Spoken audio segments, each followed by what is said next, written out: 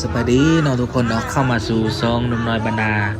เช่นเก่าเช่นเคยเนาะทุกคนเนาะวันนี้หนุ่มน้อยบรรณาจะพาทุกคนไปรับชมเบิ่งบรรยากาศในการโลดลาดอยู่ที่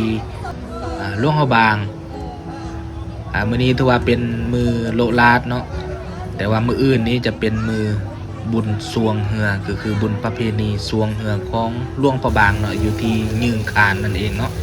หรือว่าอยู่ที่น้ำคานมื้อนี้ก็ถือว่าพ่อแม่ประชาชนคึกคักไล่เนาะพากันมาโละลาดเนาะมาโละซื้อเครื่องใส่ซ้อยต่างๆเนาะบางคนก็อาจจะกะเกียมที่จะเอาไปเฮ็ดเป็นบุญห่อข้าวประดับดินในมื้ออื่นนี้บ่ว่าจะเป็นมากไม้ต่างๆเนาะเครื่องหัตถกรรมต่างๆก็ถือว่ามีครบทุกอย่างเนาะหรือว่าเครื่องนุ่งห่ม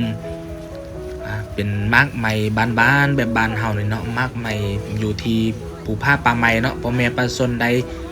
ไปโละไปเก็บเอาเนาะเพื่อที่จะนำมาค่ายในมื้อนี้เพื่อให้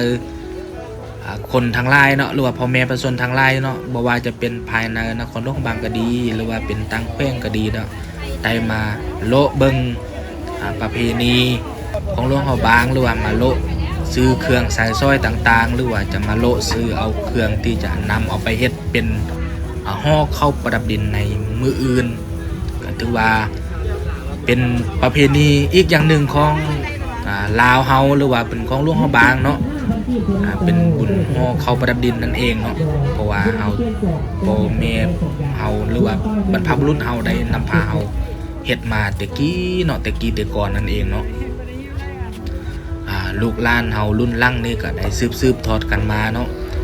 เพราะว่าจะเป็นบุญประเพณีต่างๆเนาะเฮาก็ต้องได้เฮ็ดฮีท12เนาะของ14ของลาวเฮานั่นเองมื้อนี้ถือว่าหนุ่มน้อยบรรณาจะได้พาทุกคนมารับชมเบิ่งเนาะว่าอยู่ที่ตลาดนี้หรือว่าในการโละลาดนี้เนาะมันมีสิ่งของใดสิ่งใดเนาะที่น่าสนใจเดี๋ยวเฮาไปโละลาดนำกันเนาะหรือว่าไปชมเบิ่งบรรยากาศพร้อมๆกันเลยเนาะทุกคนเนาะเอาไปชมเบิ่งพร้อมๆกันเนาะทุกคนเนาะว่าจะเป็นอะไรเนาะมีสิ่งใดที่มันน่าสนใจ